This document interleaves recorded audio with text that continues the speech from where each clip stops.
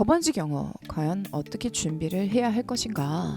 네, 그거에 대한 팁을 좀 전달해 드리고자 합니다. 8개 과목을 보셔야 되죠. 5개 법과목에 영어, 국어, 그리고 한국사까지 총 8개 과목입니다. 네, 법원에서 일을 하시게 될 분들이기 때문에 법 과목이 중요한 건 맞습니다. 그리고 또 그중에 이제 뭐 한국사나 국어나 영어 이렇게 3개의 여러분 입장에서는 마이너 과목들이 이제 들어가게 되죠. 영어 성적은 안정적으로 한 60에서 70 정도만 받을 수만 있다면 다른 5개 과목에서 뒷받침이 되고 또 다른 뭐 국어나 한국사에서 뭐 말도 안 되는 성적이 나오지 않는다면야 그러면 좀 안정적으로 합격할 수 있는 그런 점수가 되겠죠. 그래서 이제 이런 생각을 하는 거예요. 전공 과목이 아니고 60에서 70 정도만 받으면 되는 거라 어떻게든 되겠지라고 생각하시는 분들도 좀 계시는 것 같고 그래서 좀 문제가 되는 것 같아요. 저는 가장 큰 문제가 왜 영어라는 거를 시험에 넣었지?를 많은 수험생들이 그 이유에 대해서 생각을 많이 못하고 일단 무작정 보라고 하니까 그래서 그냥 준비를 하는 것 같아요. 그 이유를 좀 알고 세상 만사 이유 없는 건 없거든요. 그러니까 그 이유를 좀 알고 그 이유의 조건에 충족을 시켜줄 수 있는 사람이 이 나라의 공무원이 되어야 하는 게 아닌가 하는 생각이 들어요. 영어라는 이 영어뿐만 아니라 언어라는 이 과목이 안 들어가는 데가 사실 오히려 안 들어가는 데가 많지 않을 정도로 많은 여기저기에서 이제 요합니다. 글로벌 소사이티에 살고 있다 보니까 회사를 갈 때는 의사소통이 중요하지 않겠느냐. 아마 새내기들은 잘 느끼지 못하겠지만 올라가면 올라갈수록 그러니까 회사의 의사결정을 만들어야 하는 사람이면 사람이 되면 될수록 의사소통의 중요성을 더 많이 느끼게 됩니다. 왜냐하면 우리 국내에서인데 국내 회사하고만 거래를 하는 게 아니라 전 세계에 있는 리더들과 같이 의사소통을 원활하게 할 수 있어야 되기 때문에 그거가 턱턱턱 막히게 되면은 정말 기회 포착이 정말 힘들구나라는 것을 많은 분들이 느끼시죠. 법원직에 대해서 얘기를 하고 있단 말이에요. 법원에 뭐 글로벌 소사이티가 나발이고 왜 나는 공무원이고 무슨 영어 시험을 왜 보게 하는 걸까를 한번 생각을 해봐야 돼요. 안 들어가는 데가 거의 없어요. 물론 있기도 하겠지만 언어의 특징 때문에 그러는 것 같아요. 제 경력이 20년 이상이 되잖아요. 제 자랑 아니니까 오해하지 마세요. 뭐 그동안 오랫동안 해왔었고 그 다양한 기회를 받았었던 것에 감사할 뿐이지 그 제 이력을 좀 얘기를 해야지 여러분이 이해할 것 같아서 얘기를 하자면 일단 20년이 넘고 강의 경력은 그리고 뭐 메가스터디나 시원스쿨이나 EBS나 뭐 재능TV나 여러분이 뭐 얘기했을 때 낯선데 모르는데 라는 그런 곳에서가 아니라 되게 큰 곳에서 일을 해보면서 많은 것들을 듣고 많은 기회를 이제 뭐 수업을 할 수 있었다라는 그 기회 이상의 것들을 많이 접할 수 있었단 말이에요. 뭐 일을 하면서 관계자분들과의 많은 또 소통도 있었을 것이고 그러면서 영어라는 시험이 왜 들어가게 되었는지 시험을 설계하시는 분들의 입장을 접하게 되었단 말이죠. 왜 영어라는 거를 시험에 설계를 할 때 넣게 될까? 특히나 일행분들도 마찬가지고 법원직 직렬에 계시는 분들도 마찬가지고 언어가 왜 들어갈까? 여러분 시험은 1년에 딱 한 번이잖아요. 그 1년에 딱 한 번의 그날을 위해서 내가 계속 달리는 거잖아요. 내 언어가 아니기 때문에 성적을 끌어올리기가 만만치 않아요. 자, 내가 총 8개 과목 중에서 7개 과목을 올스톱하고 영어에 한 몇 개월 동안 막 몰입을 할 수 있었다라고 한번 가정을 해볼게요. 저한테 2달 동안 24시간을 영어로만 저한테 다 주신다면 어느 정도 성적을 끌어올릴 수가 있어요. 그러니까 처음에 얘기했던 것처럼 60, 70 정도가 점수가 되면은 그 나머지 7개 과목에서 충분히 여러분이 좀 안정적인 성적을 만들었을 때 합격을 할 수 있는 합격에 지장이 되지 않는 그런 정도의 성적이거든요. 만들 수가 있어요. 근데 문제가 뭘까 여러분? 어떤 생각을 할까 수험생들이 이제 됐다 라고 생각을 한단 말이죠. 시험은 아직 10개월이 남았어. 2달을 투자했어. 그리고 10개월이 남았는데 영어 됐기 때문에 60, 70 원하는 안정적이라는 게 시험을 볼 때마다 6, 70에서 떨어지면 안 돼요 여러분. 막 30점 받았다가 70 받고 막 50점 받았다가 뭐 75 받고 이런 거는 안정적인 성적이 아니에요. 찍고 있는 거지. 시험을 계속 봤는데 안정적으로 60, 70 선에서 떨어지면 안 된다니까. 자, 그 성적을 딱 받아서 이제 됐다. 이 정도면 됐지 뭐. 하고 이제 법 과목에 5개 과목에 미친 듯이 막 시간을 할애한단 말이지. 자, 그러면서 영어를 소홀히 해요. 진짜 스톱을 하게 된단 말이에요. 그 순간 성적은 다시 옛날로 복구가 됩니다. 당연하지. 내 언어가 아닌데 여러분이 살고 있는 이 환경 자체가 24시 한국말로 돌아가. 복과목도 마찬가지잖아요. Everything in Korean이잖아요. 한자 들어가고 막 그다음에 한글이고 한자 들어가고 이런 영어를 영자도 볼 수 없어. 인간은 망각의 동물이에요. 여러분 머리가 무슨 슈퍼두퍼 컴퓨터 기계인 줄 알아요? 기억을 해? 못하죠. 그러니까 언어라는 거에서 안정적으로 내가 60, 70을 받기 위해서는 이게 언어라는 시험이 왜 들어가냐면 설계자분들이 안단 말이에요. 잘하시는 분들이 오세요가 아니라요. 1년 동안 그 하나의 어떤 과목에서 성적을 내기 위해서 꾸준하게 자기 개발을 하면서 꾸준하고 성실하게 일관되게 끈덕지게 인내성을 가지고 무언가를 해냈던 사람인가를 보겠다라는 거예요. 법원직 시험도 그렇고 일행 시험도 마찬가지로 사실 백그라운드가 법과목인 분들도 있긴 하지만 또는 일행에서도 뭐 그게 자기 전공이어서 그쪽으로 선택하시는 분들도 있지만 아닌 분들은 얼마나 많아요. 아니면 관련 없는 업무 하시다가 이쪽으로 넘어오시는 분들이 되게 많아요. 근데 여러분의 집안 환경, 기타 등등 아무것도 묻지도 따지지도 않는 시험이고요. 오로지 1년에 딱 한 번 보는 그 시험으로 여러분을 뽑아요. 그럼 이거를 설계하는 사람 입장에서는 우리나라의 공무원이 되고 시민들을 대응해야 되는 사람들인 건데 그 사람들의 물론 면접에서도 성품이나 정서나 기타 등등을 따지겠지만 설계하는 도중 와중에서도 뭔가를 여러분의 어떠한 성품들이나 여러분의 뭔가를 테스트하고 싶으니까 과목들을 넣는 거예요. 그지 않을까요, 여러분? 근데 이 언어라는 거가 가지고 있는 성질 자체가 성적을 끌어올렸으면은 그거를 인내심과 끈기력을 가지고 꾸준하게 해주지 않는다면 바로 원상복귀가 되는 그런 시험이란 말이에요. 자, 그러니까 여러분에게 영어에 막 대박 마스터가 되어라, 막 90 이상 막 이런 걸 요구하는 게 아니잖아요. 사실 그걸 요구해서도 하는 게 적절할까라는 생각도 저도 든단 말이에요. 그런데 이 정도까지만 요하는 시험이라면 저는 타당성이 있다고 생각을 하는 거죠. 자, 그런데 복과목 쌤들 붙어도요. 아이들에게 야씨 영어 공부를 왜 해 임마 야 그럴 시간 있으면 법과목 더 봐라고 뭐라고 해서도 안 되고 수험생 입장에서도 이 시험의 성질을 이해하셔가지고요. 일관되고 꾸준하게 시간을 투자하셔야 되는 거예요. 왜 시험을 넣었을까를 생각하시면서 태도를 달리 먹고 여러분이 시간을 투자하실 필요가 있다라고 생각을 해요. 이 언어라는 거에 대한 특성을 좀 잘 이해하셔야 돼요. 일관되고 꾸준해야 된다. 내가 이 시간대만큼은 무조건 내가 영어를 끌고 갈 거다라는 생각으로 임해 주셔야 한다는 거예요.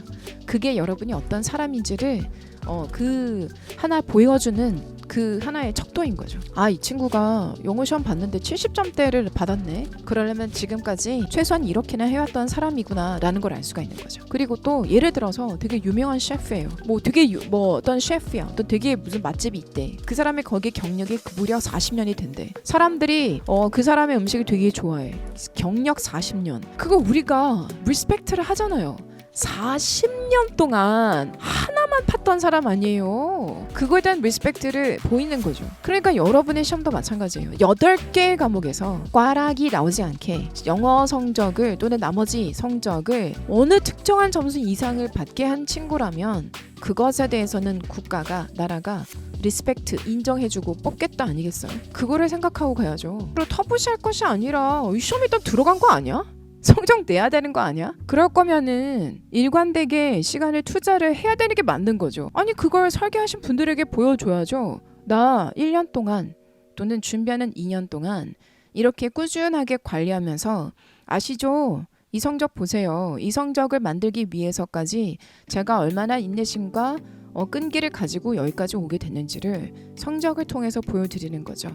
자, 그러니까 저 충분히 어떤 일이든 앞으로 주시는 업무에 대해서는 제가 이렇게 꾸준하게 일관된 모습으로 이행해낼 수 있음을 보여주는 하나의 척도인 거죠. 그걸 하는 거 좀 이해하고 접해주면 안 돼요? 수험생들이 나한테 이런 걸 요해요. 스킬, 뭐 한 방에 어떠한 수업으로 그 막 몇십 점을 끌어올릴 수 있는 스킬. 법원직 수험생한테 저한테 그걸 요하더라고요. 이거 하면 무조건 뭐 된다라는 거 만들어주면 안 돼요? 이 세상에 그런 게 있어요? 물어볼게요. 여러분 주변에 인생 한방 뭐 이거 먹으면은 뭐 살 몇십 킬로 뺄 수 있다. 그리고 이거 투자하면 이거 뭐 인생 한방 원하는 몸매 쫙쫙쫙 만들 수 있고 뭐 그런 거 있어요? 그런 거 있냐고요. 영어 이것만 하면 점수 빡 올릴 수 있다. 그게 진짜 먹히는 방법이었으면은 그 사람은 우리 영어가 지금 모든 사람들이 전국에 있는 대부분의 사람들이 가지고 있는 고민거리 아니에요? 영어 시장의 규모가 얼마나 큰데요. 그런 방법이 있었으면 그걸 만들어낸 그 사람은 뭐 우리나라의 강남 뭐 어디 뭐 떵떵거리는 진짜 초대박 부자가 돼야 되는 거 아닐까? 언어가 그게 가능해요? 이 영상을 보시는 분들 중에서도 아마 쌤들이 계실 것 같아서 제가 오히려 묻고 싶어요. 네, 물론 이런 것들은 알려드릴 수는 있죠. 방법론이요. 그쵸? 네, 저도 그런 걸 알려드리지만 성적이 영어에 대한 베이스가 전혀 없는 분에게 이거를 딱 하면은 너 이제 막 70 나오고 60 나오니까 이거 한 강좌만 들으면 끝난다. 이런 게 있냐고요. 없어요. 그런 거 바라지도 마요. 언어는요, 몰입식이 필요하고 유지하기 위해서는 일정하게 계속 시간을 투입을 시킬 수밖에 없어요. 그거 알고 시작하시라고. 꾸준하게 단어 외우셔야 되고. 근데 이런 분들도 있어. 단어만 또 외우는 분들이 있어. 근데 단어만 외우셔도 안 돼요. 지문을 통해서 단어를 또 보기도 하셔야 되거든요. 왜냐면 이 영어는요, 또 특징이 뭐냐면 하나의 단어가 여러 개의 품사를 가질 수가 있고 여러 개의 다른 뜻을 가질 수도 있어요. 그렇기 때문에 그러한 것들을 적절하게 여러분이 잘 잡아내시려면 단어 외우면서 독해 지문을 접하셔야죠. 문장 내에서 어떻게 단어들이 활용이 되고 있는가를 보면서 이 문맥에서는 이런 뜻으로 해석이 되고 저런 문맥에서는 이러한 뜻으로 해석되는 거구나를 접하셔야죠. 영어 성적을 내기 위해서는 뭐가 필요할까? 제가 말한 것처럼 하루반짝 이렇게가 아니라요. 월요일부터 금요일까지 꾸준하게 접하실 필요가 있어요. 자, 근데 꾸준하게 접한다라는 게 막 이제 문제만 푸는 건가? 아니요, 양보다는 질이다. 자, 제가 이제 국어를 어떻게 문제를 푸세요? 하고 물으면은 저를 뻔하게 보면서 당연히 이제 읽어서 이렇게 풀죠 라고 하는데 영어는 어떻게 푸세요? 기가 막히게 풀어요. 영어 문제 풀 때 뭐 하는 건지 모르겠어. 그냥 단어가 안 되니까 랜덤하게 이 단어, 저 단어 조합을 시켜가지고 내 머릿속에 스토리를 만들어가지고 정답을 선택을 해요. 또 어떻게 단어가 안 되고 해석을 차분하게 이제 이렇게 막 해석하는 연습을 대다수가 잘 안 하다 보니까 보기에 많이 나오는 단어, 특히 지문하고 단어가 많이 겹쳐. 그 걔를 정답으로 선택을 해요. 네, 운이 좋으면 그게 정답이 될 때도 있죠. 운이 안 좋으면 그게 또 아닌 경우가 있는 거예요. 그러니까 이 지문들은 출제자가 발췌를 하는 건데 그렇게 쉬운 문제를 내는 경우도 있고 생각을 하게끔 요하는 문제들도 있을 거 아니에요. 그러니까 수험생들이 어떻게 착각을 하냐면은 보기에 많이 나왔던 단어랑 지문에 많이 나왔던 단어랑 쓱쓱 했는데 맞췄던 경험이 있는 거야. 그러다 보니까 그때를 생각하면서 또 그러겠지 아닌 때도 있고 그럴 때도 있고 아닐 때도 그럴 때도 있고 막 이러니까 아니는 경우를 막 접하게 되면 뭐 이래 막 문제 욕하고 막 이랬다가 그게 아니라 실력 자체를 끌어올리려고 노력을 해주셔야 되니 양보다는 질을 좀 승부해 주셨으면 합니다. 읽으세요. 단어 외우시고. 그래서 제가 3문 발라버리기, 5문 발라버리기, 뭐 동영 발라버리기와 같은 것들을 만들었어요. 발라버리기. 처음부터 끝까지 다 차분하게 다 발라버리고 해석을 쭉쭉쭉 하는 연습을 합니다. 그러니까 트레이닝을 쭉쭉쭉 다 해요. 문제만 풀고 답만 확인하고 해설지를 읽는 거는 내가 가지고 있는 문제점을 그러니까 덮어버리면서 쳇바퀴만 돌고 있는 상황이니 그걸 좀 개선시키고 싶으시다면은 왜 틀렸는가 분석의 시간도 필요하고 그리고 읽는 연습도 하셔야 되는 거고 단어 새로고 몰랐던 것도 알아가는 과정과 외우는 과정이 필요한 것이에요. 그러니까 그러한 과정을 앞으로 1년 동안 차근차근히 쌓아 올리다 보면은 성적은 자연스럽게 원하는 성적으로 끌어올릴 수가 있는 거거든요. 그래서 내가 올바른 생각으로 바르게 접근을 하고 있는 건가? 해석을 했는데 문장 하나하나 제대로 해석을 한 게 맞는 건가? 이제 그러한 부분들을 잡아가면서 공부해야 되지 않을까? 네, 그래서 그 방법은 3문 발라버리기, 5문 발라버리기, 동영 발라버리기로 저는 같이 해주실 것을 적극적으로 추천을 드려요. 아니어도 상관이 없다. 그렇게 해주는 곳이 있다면은 그러한 컨텐츠를 선택을 해주셔서 같이 가주실 것을 추천을 드리는 거예요. 이론에 대한 공부도 필요해요. 문법에 대한 이해도 필요해. 문법 영어 다르고 독해 영어 달라요? 다르대 글쎄. 문법 안 되면 제가 이런 얘기 하잖아요. 문법이 안 되면 독해도 안 되고 독해가 안 되면 문법이 안 된다. 도대체 어떤 정신 나간 사람이 문법 영어 다르고 독해 영어 다르고 뭐 구문 영어 다르다고 하죠? 똑같은 거 아니야? 똑같은 거? 우리가 문법을 왜 배우죠? 문장의 구조를 볼 수 있어야 해석이 되는 거 아니에요? 해석을 해야지 구조를 잡을 수 있는 거 아닌가요? 또 단어도 돼야 되는 거 아니야? 동시에? 근데 문법 영어 다르고 독해 영어 달라? 도대체 어느 나라 얘기지? 그것도 여러분 생각을 난 바꿔야 된다고 생각을 해요. 도대체 누가 그래? 응? 어이가 없어요. 그러니까 문법을 자기는 할 필요가 없대. 왜? 아니 법원 중에 독해밖에 안 나오네. 문법을 왜 하냐?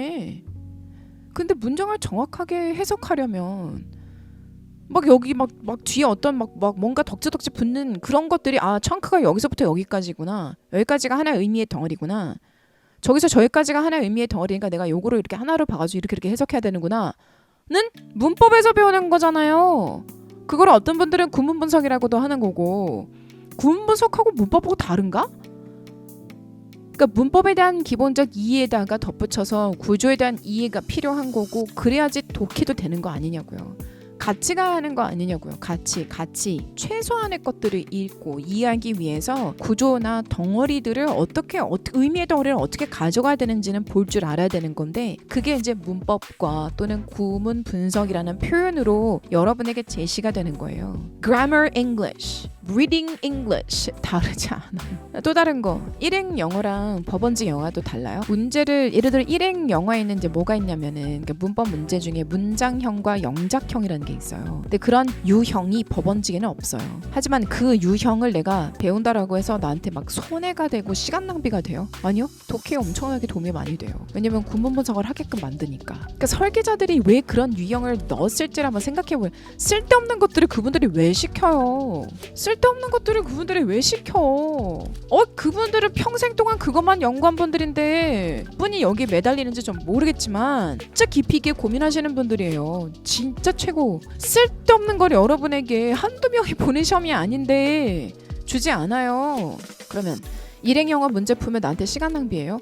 그리고 일행분들이 법원직 문제 영어 풀면 시간 낭비예요? 아니요. 그냥 훈련에 도움이 돼요. 다른 퍼스펙티브로 다른 관점으로 보게끔 도움을 주기 때문에 이런저런 방법으로 도움이 돼요. 영어 실력 향상에 도움이 된다고요.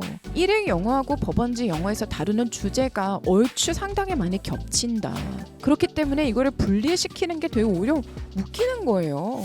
그럼 법원직 문법은 다르고 일행 문법은 달라? 네, 일행에서 조금 더 문법적으로 넘어가는 영역들이 있어요. 하지만 그걸 내가 배운다고 해서 시간 낭비예요? 독해 문제 풀 때 도움이 될 텐데. 법원직 영어 어떻게 해야 될 것인가? 고득점을 요하는 시험이 아니니까요. 성실함과 인내심, 끈기 이것만 보여주시면 돼요. 자, 그러면은 하루에 내가 이것만큼은 이 시간만큼은 내가 꾸준하게 투자를 하겠다. 단어 외우는 것만 하시면 안 돼요. 그걸로는 부족해. 그 단어가 독해 내에서 어떻게 활용되는지를 보셔야죠. 연초에 찍은 영상이 있으니 문법에서 틀리지 않게끔 해라. 문법의 수준이 너무 이제 낮으니까 어렵지 않으니까 문법 무조건 맞추자. 근데 문법이 뭐 3개가 나올지 5개가 나올지 6개가 나올지 모르겠다. 최소한의 지식으로 무조건 맞출 수 있으니 그거 정도 투자해라. 독해는 종합예술이다. 단어도 돼야 되지. 당신들의 사고력도 돼야 되지. 해석을 정확하게 할 수도 있어야 되지. 그러니까 종합예술이어서 성적이 가장 더디게 오르는 부분이니 문법을 먼저 잡고 그 다음에 독해로 서서히 영역을 넓히자. 그 전략을 가져가 주셨으면 좋겠고요. 재시생들이 그러던데 오히려 국어보다 영어에서 시험 내기가 훨씬 더 쉽다고? 국어는 막 미칠 것 같다고?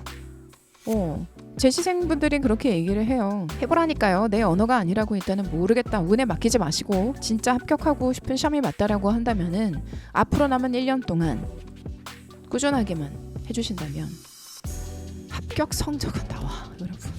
알겠어요? 제가 여러분께 어느 정도까지 읽을 수 있어야 하는지를 좀 보여드릴게요. 2021년도 법원직 문제로 그 요지를 묻고 있네요. 별표가 2개 정도밖에 되지 않으니까 많이 어렵게 나온 것은 아닌 것으로 보여요. 네, 요 정도 무난하게 읽으실 수 있어야 되겠죠. 어떤 식으로? 이렇게요. 만약에 당신의 아이들이 싸운다면 Every time they play video games 아이들이 비디오 게임을 할 때마다 아이들이 싸운다면 Make sure 확실하게 하세요. You're close enough 충분히 가깝게 있으셔야만 합니다. To be able to 뭐 할 수 있도록 들을 수 있도록 아이들을 when 뭐 할 때 when they sit down to play 아이들이 놀려고 앉을 때 해석을 하실 때 최소한 아까 처음에 제가 예시로 보여드렸던 물론 저보다 더 잘하시는 분들도 많으시겠지만 그 정도로 이해하고 문맥을 맞추고 구조를 분석할 수 있도록 만드는 게 우리의 최종적 목표가 되어야 하는 게 아닌가. 영어라는 시험을 그냥 터부시 할 것이 아니라 왜 들어갔을까 이해하자. 그리고 하루에 매일 특정한 시간을 그냥 문제 푸는 것에만 급급해하지 마시고 충분하게 왜 여기서 여기까지 이렇게 해석이 될까? 그리고 이 단어 뜻은 뭘까? 모르면 찾고 정리하시고 외우시고 외우는 것으로 소팅도 하시고 그 다음 막히는 구간이 있으면 쭉쭉 해석하다가 막히는 구간이 있으면 왜 여기가 안 되지? 이거 어떻게 내가 해결해야 되는 거지? 잠깐만 해설지 보시고 고민도 한번 해보시고 이걸 이렇게? 그러면 이런 구문들을 항상 이렇게 해석이 되는 거야? 쌤한테 여쭤봐야 되겠다. 여쭤도 보시고 그런 식으로 하나라도 처음부터 끝까지 좀 제대로 공부하고 파헤치고 하는 연습들이 필요하다고 생각을 합니다. 이해는 하시고 reading comprehension이에요. reading comprehension 읽고 이해하고 문제 푸는 거지 무슨 뭐 숨은 그림 찾기도 아니고 뭐 찾아가지고 뭐 조합해서 스토리 만들어서 이렇게 선택하라고 하는 것은 시험의 설계자분들의 의도가 아니라니까요. 그러면 내가 하나 좀 평이한 지문을 읽고 이해할 수 있는 아까 전에 이 정도 난이도를 읽고 이해할 수 있는 정도로 만들어주면은 이거 합격하는 성적으로는 충분하다니까요. 7시 일어나셔가지고 영어 하시고요. 아니면 수업이 10시에 끝나면 10시, 11시 뭐 집에 가서 11시부터 내가 12시까지는 내가 영어는 무조건 하고 자겠다 라는 목표를 세우시란 말입니다. 알겠죠? 열심히 노력하면 노력한 대로 저는 보상을 받으실 수 있는 게 공부라는 게 아닌가 하는 생각도 들고요. 운이라는 거, luck, 이 운이라는 것도 결국은 노력한 사람들한테만 지워지게 되는 게 아닌가 하는 생각도 들고요. 네, 그래서 열심히 노력을 하셔서 그러한 운도 충분히 받으셨으면 검색창에다가 곽정영어 연구소라고 검색을 해주시면 제 카페가 뜨고요. 거기에 뭐 더 구체적인 궁금하신 분들이 있으시다면 질문해 주시면 거기에다가 제가 답은 남겨놓도록 하겠습니다. 자, 그러면 우리 또 수업 시간에 또 다른 기회를 통해서 만나도록 할게요. 바이.